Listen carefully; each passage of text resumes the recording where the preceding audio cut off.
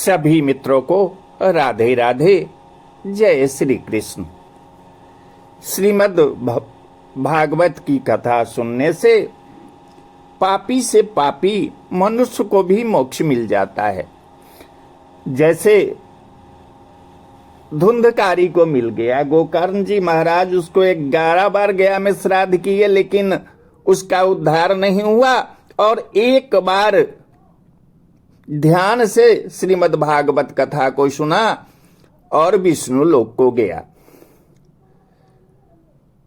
तो राजा परीक्षित को व्यास जी कह रहे हैं कि मनुष्य के जीवन का प्रथम और अंतिम सत्य क्या है।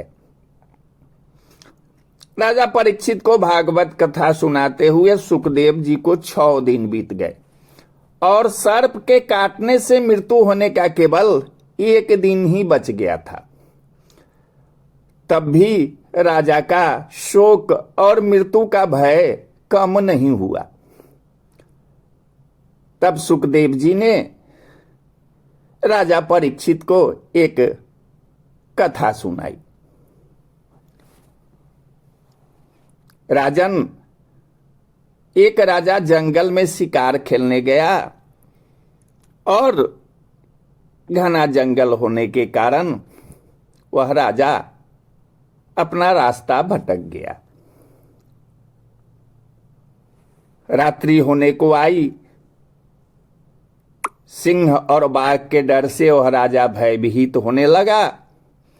तो वह रात होने पर अपना सिर छिपाने के लिए कोई अपना रहने का स्थान, आसरा ढूंढने लगा।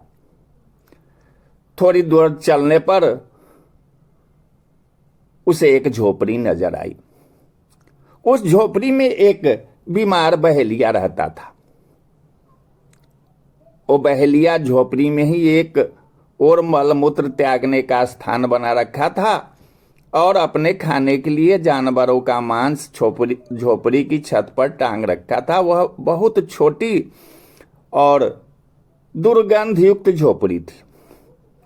उसे देखकर राजा पहले तो ठिठका, पर उस रात्रि में कोई उपाय, कोई आश्रय न देखकर उसने विवशतावश बहेलिये से झोपड़ी में रात भर ठहरा लेने की प्रार्थना की। तो बहेलिया बोला कि जो भी इस जंगल में रात्रि में भटकता है उस राहगीरों को मैं अक्सर यहां ठहरा लेता हूं, लेकिन जब दूसरा दिन होता है तो जाने के समय वे बहुत झंझट करते हैं। वे कहते हैं कि मैं इस झोपड़ी को छोड़ना ही नहीं चाहता, मैं अब इस झंझट में नहीं पड़ना चाहता, इसलिए आपको नहीं ठहरा सकता। राजा ने उसे वचन दिया कि हम ऐसा नहीं करेंगे जैसा और लोग करते थे। पहेलिया ने रात भर उनको झोपड़ी में ठहरा दिया, किंतु सुबह उठते उठते उस झोपड़ी की गंध में राजा ऐसा रच बस गया कि वही रहने की बात सोचने लगा। इस पर उसकी बहेलिये से कलह भी हुई, झगड़ा भी हुई। वह झोपड़ी छोड़ने में भारी कष्ट और शोक का अनुभव करने लगा। यह कथा सुनकर सुखदेव जी ने राजा परीक्षित से पूछा, क्या उस राजा के लिए यह झंझट उचित था? क्योंकि उन्होंने तो बस एक रात का ही आश्रय वहां मांगा था। तो परीक्षित ने कहा कि वो तो बहुत बड़ा मूर्ख राजा था, जो अपना कामकाज भूल और दिए हुए वचन को तोड़ते हुए अधिक समय तक झोपड़ी में रहना चाहता था। आखिर वह राजा कौन था? तब सुखदेव जी महाराज ने कहा कि परीक्षित, वह और कोई नहीं, तुम स्वयं हो। इस मलमूत्र की कोठरी देह में जितने समय तुम्हारी आत्मा को रहना जरूरी था, वह अवधि पूरी हो गई। अब इस आत्मा को दूसरे लोग को जाना है। इस पर भी आप झंझट फैला रहे हैं, मरने का शोक कर रहे हैं। क्या यह उचित है? यह सुनकर राजा परीक्षित ने मृत्यु के भय को भुलाते हुए मानसिक रूप से निर्वाण की तैयारी कर ली। और अंतिम दिन का जो कथा था उसका श्रवण महाराज परीक्षित ने पूरे मन से किया।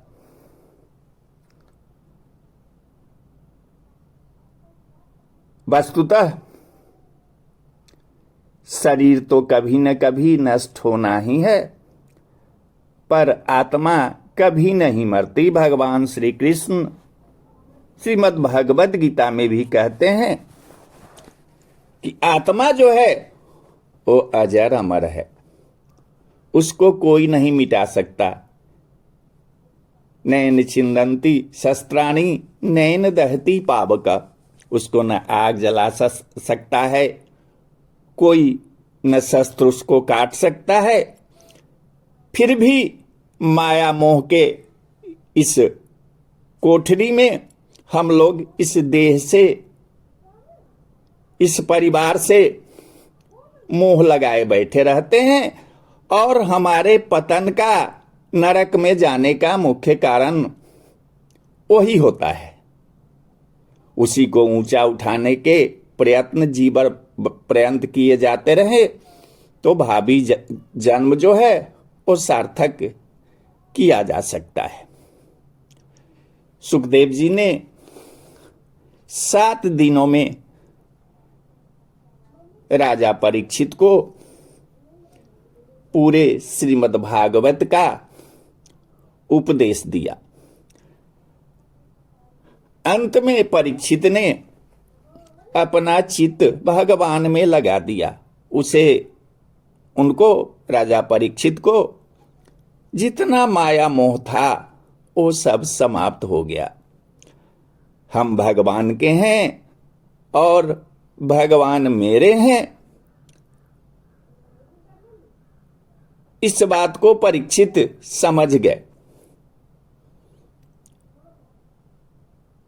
तक्षक ने आकर राजा परीक्षित को काटा और उसके विष से उनका देह भस्म हो गया। श्रीमद् भागवत का श्रवण कर तो ये पहले ही शरीर से ऊपर उठ चुके थे, उनको इस सब का पता तक नहीं चला। तो मृत्यु जो है वो जीवन का प्रथम और अंतिम सत्य है। मृत्यु से न कभी डरना चाहिए, न कभी शोक करना चाहिए। जैसे पुराने वस्त्रों को त्याग कर लोग नए कपड़े पहनकर खुशी का अनुभव करते हैं, ठीक उसी प्रकार शरीर जब बदलता है तो हमारा नया शरीर बिल्कुल